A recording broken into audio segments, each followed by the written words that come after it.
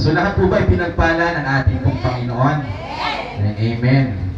So lahat po tayo pinagpala ng ating Panginoon at kaya sa hapong ito ay muli po natin ibabalik yung ating pasasalamat sa Kanya sa pamamagitan po ng pakikinig sa Kanyang mga salita. At alam ko po na tayo po ay excited na lagi po makapakinig ng salita ng Diyos dahil alam ko po no, na sa isang linggong dumating ay marami po tayong napakinggan. No? Hindi po sa Panginoon, sa social media, sa ating bahay, marami tayong napapakinggan na kung saan tayo po ay nai-stress. Sino po dito ang stress sa buong linggo? No? Marami po nai-stress. Kasi ang pinapakinggan po natin yung buhay ng iba. Pakinggan naman natin yung buhay natin o yung buhay ng Diyos sa pamamagitan ng pakikinig ng Kanyang mga salita. Napakasarap po, no? Na sa halip po na pag-usapan po natin ay ibang buhay o ibang kaganapan, ibang problema. Bilib ako sa mga Pilipino. Kahit problemado na tayo, pati yung problema ng ibang tao, pinoproblema pa natin. Ganun ba talaga tayo kabait? Siyempre, multitasking. No? Kahit problema ng iba, pinoproblema na natin. Ayaw ba natin maubusan ng problema o ng pinoproblema?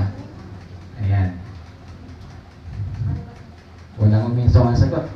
Parang ayaw nilang maubusan ng problema. Kung po kayo mag-alala, hindi po mauubos ang problema natin. Amen. Pero, ang maganda doon, dahil po tayo mga Kristiyano, kahit po hindi nauubos o hindi humihinto yung ating mga problema, ay kasama po natin palagi ang ating Panginoong Diyos. Amen. Na siya po nga sumasama sa atin. At minsan tayo po ay ginagabayan ng Panginoon. Ano bang kailangan natin gawin sa tuwing tayo po ay namumroblema? Amen. So sa hapon po ito, ipagpapatuloy po natin ang ating series ngayong month of November. So ang ating pong tema ngayon is about loyalty. No, loyalty, pagiging tapat. No, so mahalaga po na yung katapatan po ay ating pong nararanasan. Kasi bakit? Sa panahon po natin ngayon, kumunti na lamang po yung makikita natin o masasabi natin na tapat. No? Na kahit walang nakakakita, tapat pa rin. Amen? Sa panahon po natin ngayon, disposable na. Marami ng disposable. Disposable na buhay. No? Matindi po yun na ang buhay ngayon. Kumbaga yung buhay dati mas pinapahalagan kaysa sa buhay natin ngayon. Yung buhay natin parang hindi na natin binibigyan ng halaga. Bahala na kung ano mangyayari bukas. Amen? So bilang mga Kristiyano po, kailangan po natin bigyan ng kahalagahan. Pahalagahan po natin yung ating sarili. Kaya po minsan hindi tayo binibigyang halaga ng ibang tao. Kasi kahit tayo mismo, hindi nila nakikita na binibigyan natin ng halaga yung sarili natin. Amen? Pero, kapag ang mga tao po nakikita nila na lagi po tayong blooming, ang tingin nyo mga nanay, laging blooming? Paano ba laging blooming? Lagi na nga ng stress sa labahan, stress sa hugasin, no? Stress sa pag-iisip ng uulamin. Isa sa lang yan sa nakaka-stress, yung pag-iisip ng uulamin mo.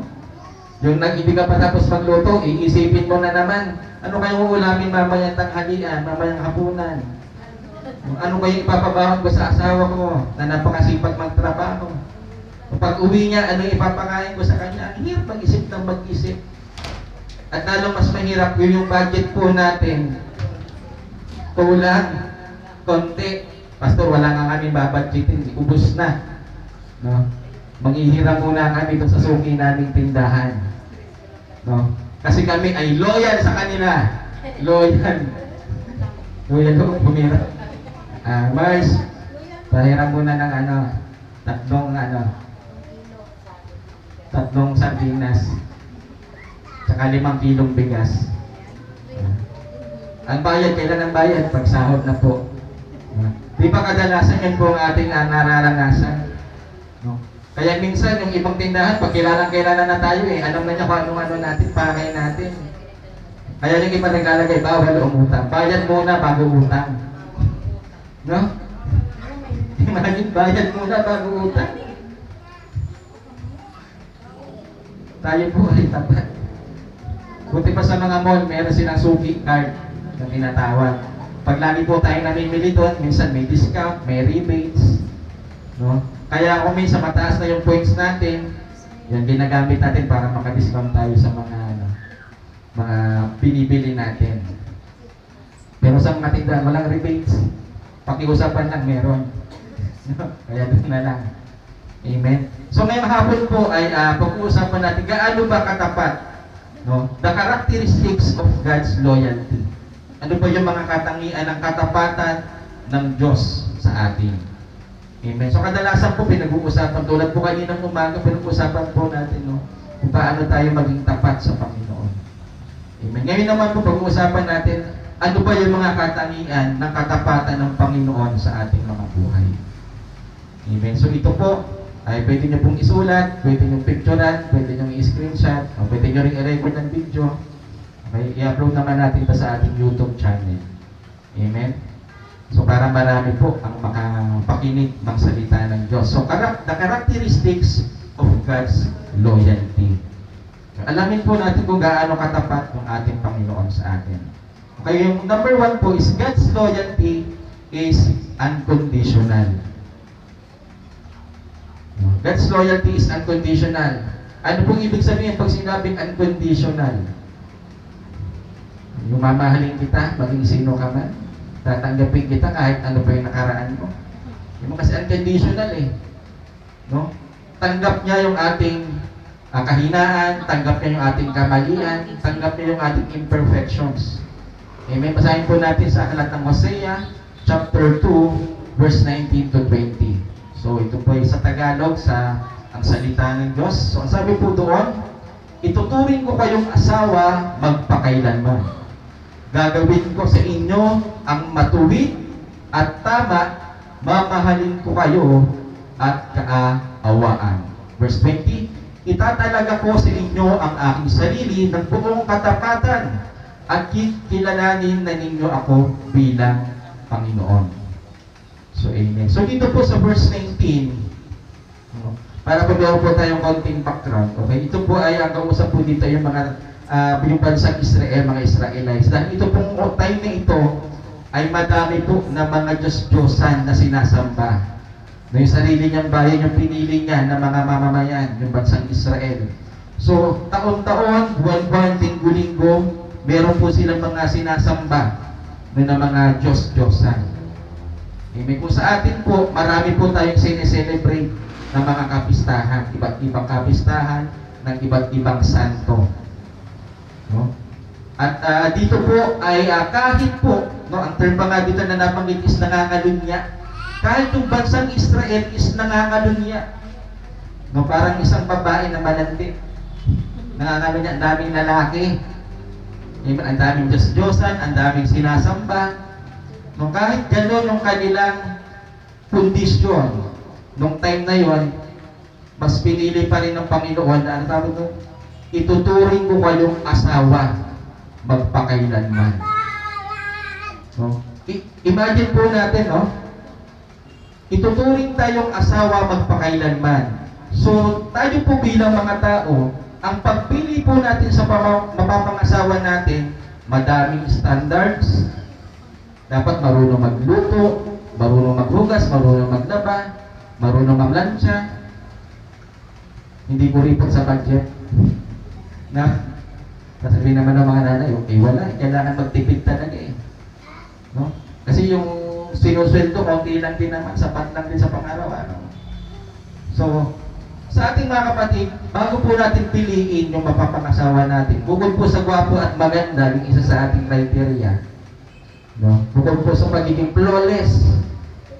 Kasi yan tinitingnan natin yung physical na kondisyon, yung physical na itsura. Tama po ba? Pastor, parang ako hindi ko na nakita, hindi ko na tinignan yun na. No? Bakit? Alanganin ba yung pinili ninyo? Amen. So, sa pagpili po ng isang asawa, marami po tayong tinitingnan. At meron din tayong mga ayaw, kaya hindi natin sinasagot yung mga nanliligaw sa atin dati kasi meron tayong katangian nila na ayaw natin. Tama po ba? No, hindi po lahat ng nanligaw sa isang babae sinasagot niya. No? At ang pinapakasalan lang po ay isa. No? Isa lang po. Amen? Kung namatay yung una, edi, bahala ka na sa buhay mo, panganak ka ng pangalawa. No? Patay naman na eh. Di ba? Pero tayo po, bago po tayo mag-asawa, ay meron po tayo mga standards o katangian ng ating asawa na tinitingnan po natin. Amen? At kapag hindi sila nakapasa doon sa standard natin, hindi sila nakakwalify para piliin. No? Pero bakit ganon? Marami pa rin broken family. Kahit ang higpit-higpit mo na sa pagpili, minsan nagkakamali ka pa rin sa pagpili. Diba? Hindi ba natin minsan napag-isip yun? Bakit kaya ang daming mag-asawa, pagkatapos ikasal, pagkatapos magka-problema, naghihiwalay na? Hindi ba nila pinili yung kanilang napangasawa? Sila ba ay arranged marriage? No, di ba sa iba, naka-arrange na yung marriage? No, bago pa kayo i-anak, bago pa kayo isilang sa mundo, nakakontrata na yung ikakasal. Pero ito yung sa karamihan po, hindi naman po tayo arranged marriage. Nakakapili po tayo ng ating pong mapapangasawa. Amen? At ang pangako natin, pag sinagot tayo, pag binigay po natin yung ating sarili, doon sa mapapangasawa natin, paglilingkuran natin sila buong buhay natin. Amen? Tatanggapin natin lahat buong buo sa Kanya. No? Tayo po bilang mga tao, gusto natin almost perfect. No, yung walang kapintasan. Kasi ayaw po natin na tayo po ay mapipintas. Ay, ano bilang pangasawa mo? Mas gwapo pa yung ex mo. Mas mabait pa yung ex mo. Na laging kinukumpara doon sa ex mo. Hindi naman sila yung magsasama, kayo naman. Diba? Pero po dito sa salita ng Diyos, ang pagpili po ng Panginoon, imagine this, no, yung katayuan ng mga Israelite, sila po ay inihalin tulad na nangangalunya. Imagine, hindi mo pa naasawa, nangangabit na.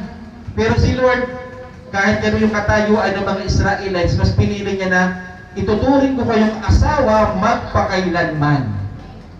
Amen? Mas pipiliin niya na ikasal. Okay? Doon sa mga Israelites.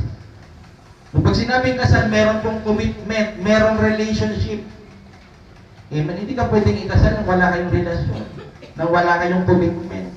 So dito, gusto ng Diyos, meron tayong relasyon sa Kanya, meron po tayong commitment sa ating Panginoon.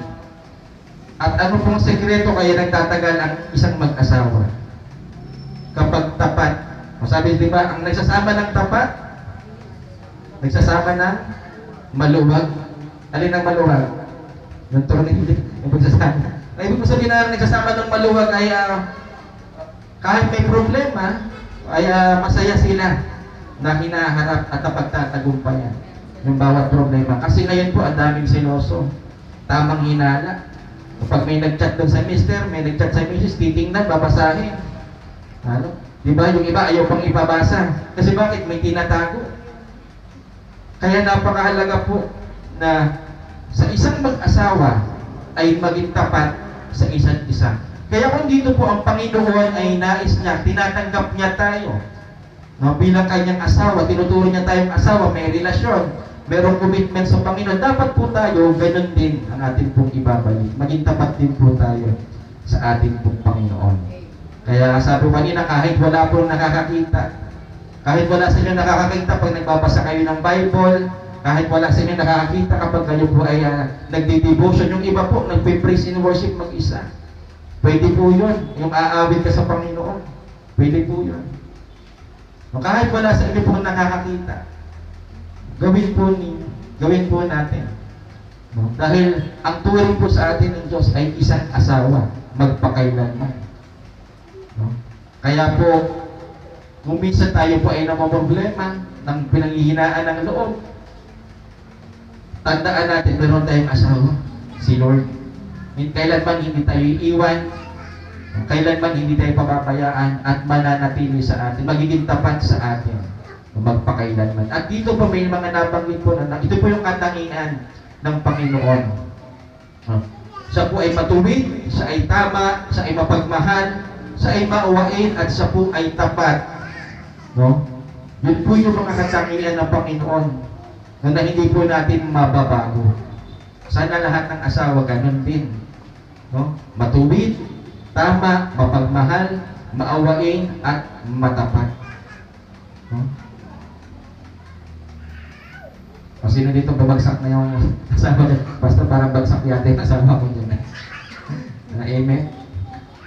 Pero tayo po ay umasa tayo sa ating pong relasyon sa ating Panginoon, sa katapatan ng Diyos sa ating buhay. Pangalawa po, God's loyalty is unshakable. Pag sinabi pong unshakable, no, hindi po matitinag. Kahit anong mangyari. No? Yung iba kinalabit lang, sumama na. No? Yung iba mga asasawa, kinalabit lang ng sumama na agad. Binigyan lang na bagong iPhone 17. Magkano ba yun? 70,000, 80,000. Ayun yung bago ngayon ng iPhone, iPhone 17. No? Niregaluhan na ng kung ano-ano, sumama na. Madaling ma-cheat, madaling matinag. Pero dito po, yung katapatan ng Panginoon is unshakable. Hindi po siya matitinag. Okay, sabi po sa Roma chapter 8, verse 38, okay, sapagkat natitiyak po na walang makapaghihiwalay sa atin sa pag-ibig ng Diyos na ipinakita sa atin sa pamamagitan ni Kristo Jesus na ating Panginoon.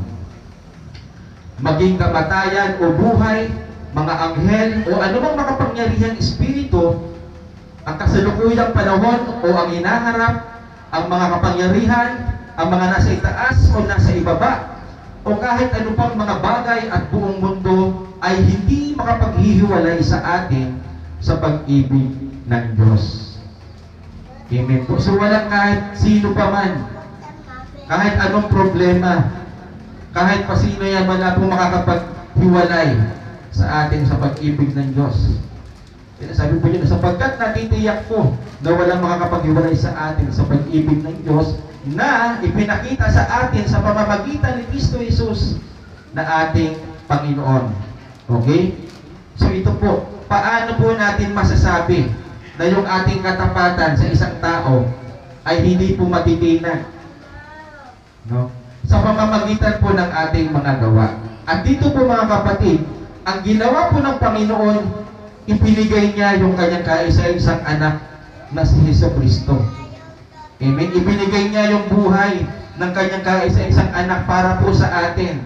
Dahil sa po ay tapat sa atin. Kahit po tayo ay makasalanan, tayo po ay pasaway, hindi sumusunod sa utos. Yan. Kahit po gano'n yung ating kalagayan, pinatunayan ng ating Panginoon, ng ating Diyos Ama, yung kanyang pagmamahal sa atin, yung kanyang katapatan sa atin, sa pamamagitan ng pagsasakripisyo sa kanyang anak. Amen. Minsan pa sa buhay natin ay naisip ba natin na isakripisyo din yung anak natin para lang sa kapakanan ng iba? Meron po ba dito ng handang isakripisyo ang anak? Pastor, wala po.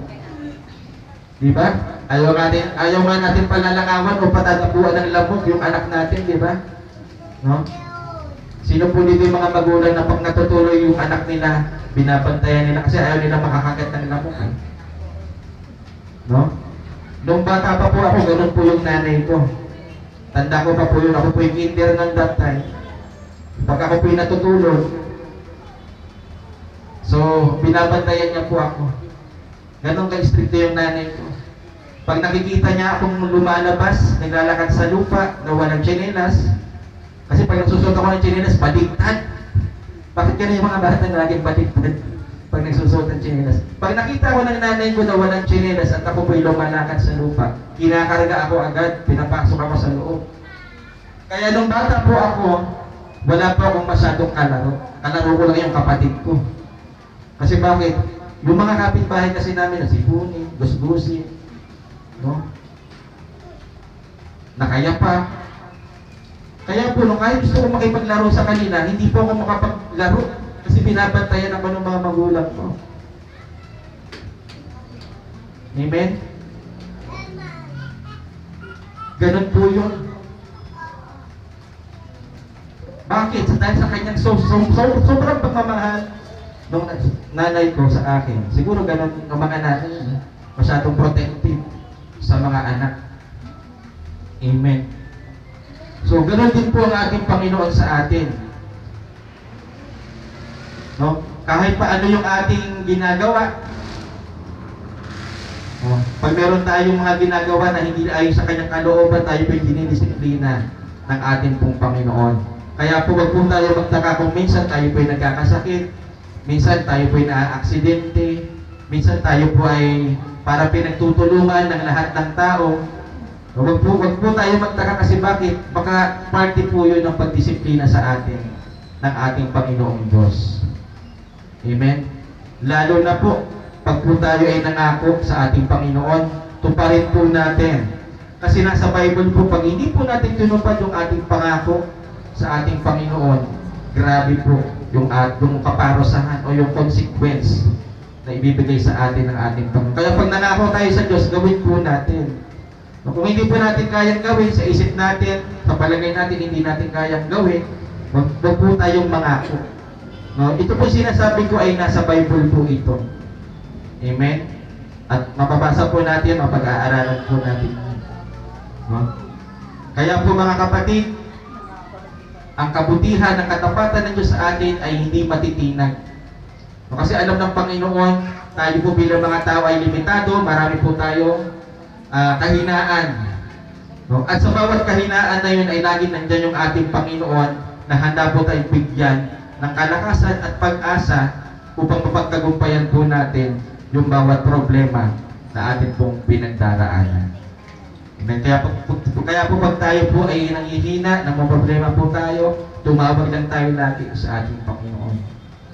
Amen. Mag-pray tayo, magbasa tayo ng Biblia, kasi sa pamamagitan po ng salita niya, doon po niya tayo kinakausap. Amen. Kaya po, wag po tayong tatamarin na magbasa ng Biblia. Ang cellphone, lagi lang po yan nandyan. Mula sa pagising natin sa umaga hanggang sa bago tayo matulog, cellphone po yung ating laging hawak. Magbigay din po tayo ng time sa ating pong Panginoon. Amen? Kasi bakit? Ang Panginoon po lagi may oras sa atin. Ang Panginoon lagi po tayong inuunawa. Lagi po siyang gumagawa ng paraan para maipadama niya sa atin yung kanyang pagmamahal. Pero dahil po tayo po ay masyadong busy sa ating po mga pinagkakaabalahan, hindi na po natin nakikita kung gaano kumikilos ang Panginoon sa ating mga buhay. Kaya hayaan po natin na kumilos ang Panginoon sa ating mga buhay. Meron po siyang gagamitin ng mga tao, may gagamitin siya ng mga sitwasyon na kung saan ay atin pong mararamdaman, mararanasan yung pagiging tapat sa atin ng ating Panginoong Diyos. And last but not the least, God's loyalty is unchangeable. Na hindi po ito nagbabago. No, maaari yung ating mga mahal sa buhay, yung ating mga kaibigan, nagbabago yung katapatan sa atin, lalo pag wala na tayong pera.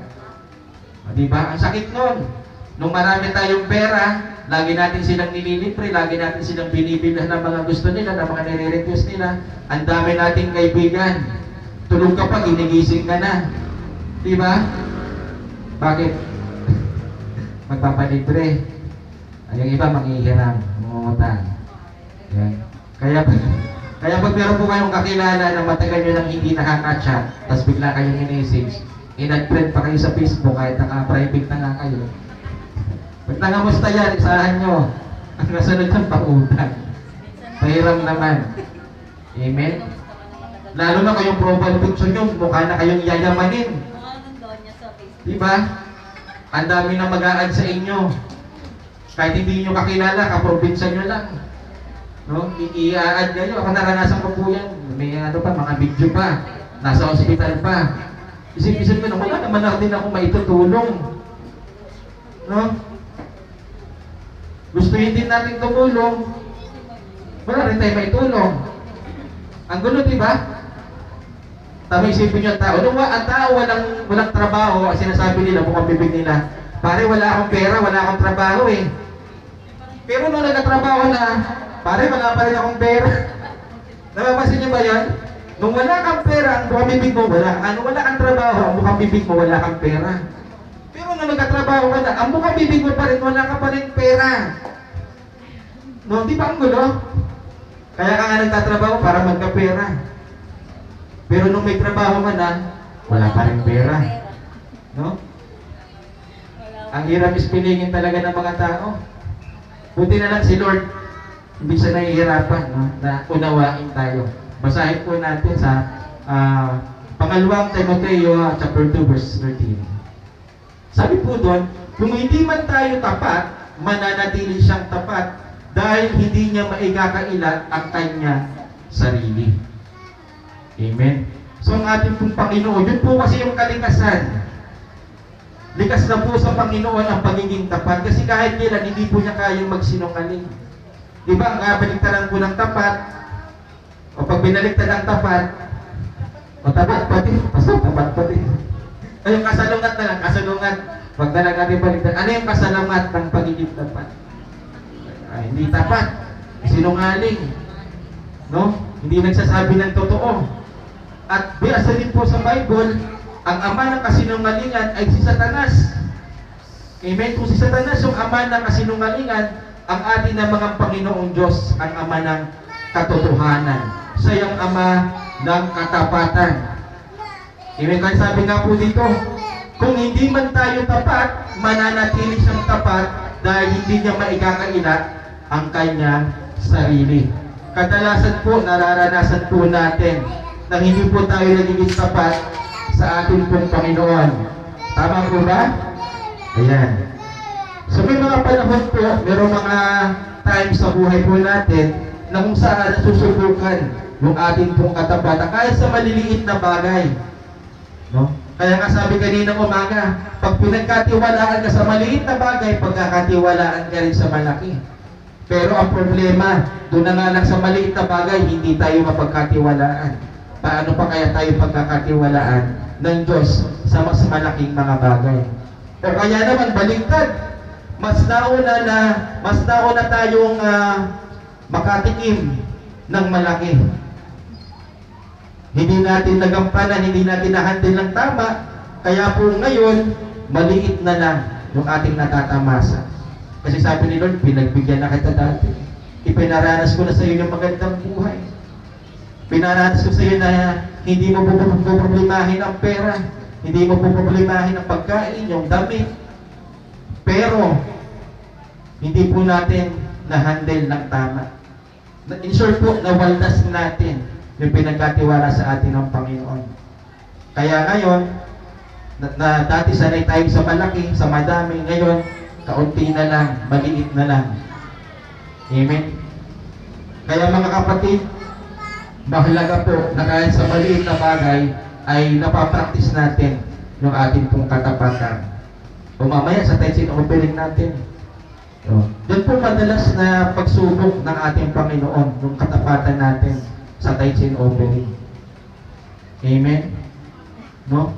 Na kung iisipin po natin, kung lahat po ay tapat sa pagbibigay sa Panginoon, siguro nakaano na tayo, elevator na, yung first floor natin. Basta paano may elevator yung first floor? First floor nga eh. Second floor man lang. Di ba? Ano pong ibig kong sabihin? Kahit hindi po natin sabihin sa ating kapwa, makikita po yun sa atin. Magre-reflect po ang lahat. Kung tayo po ay tapat sa Panginoon, magre-reflect po yun sa buhay po natin. Amen? Kung tayo po ay gagawa ng mga kalokohan, hindi tayo magiging tapat sa trabaho natin, hindi tayo magiging tapat sa pamilya natin, naasahan po natin hindi magiging maganda yung magiging resulta sa buhay natin. Pero once po na ating pong ginaya, tinularan yung pagiging tapat ng ating Panginoon, magugulat ka na lang. No? Kahit hindi financially, magugulat ka sa health, andun yung malusog ka. Nasa in-times, kanina sa may nag-testimony, na muntik na maging kwento na lang, pero pinanotektahan pa din ng Panginoon, iniligtas sa aksidente. No? Tunay po na kumikilos ang Diyos sa buhay ng bawat isa sa atin. Basta tayo po ay magtiwala, maniwala at manampalataya sa ating pong Panginoong Diyos. Ulitin ko po, ang katapatan ng ating Panginoon, una po, it is unconditional. Pangalawa, it is unshakable. And pangatlo, it is unchangeable. Amen. So ito po, no, yung characteristics ng katapatan ng ating Panginoon sa ating buhay. Amen. Inaanyayaan ko po lahat na tumayo at tayo po ay manalangin.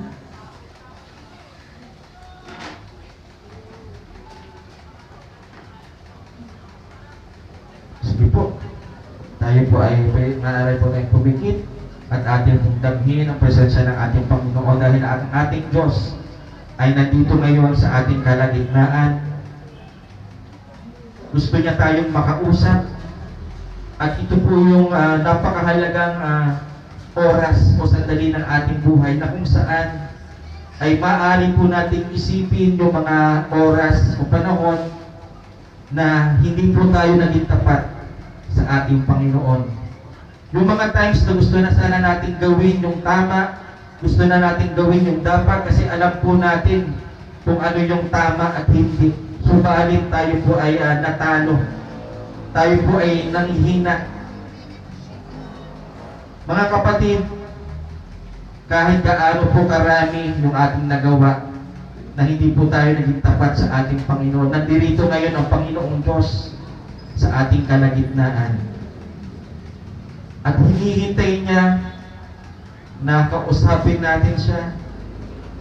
Ihingi natin ng tawad, yung mga bagay, yung ating mga pagkakamali, yung ating mga pagkukulang sa Panginoon.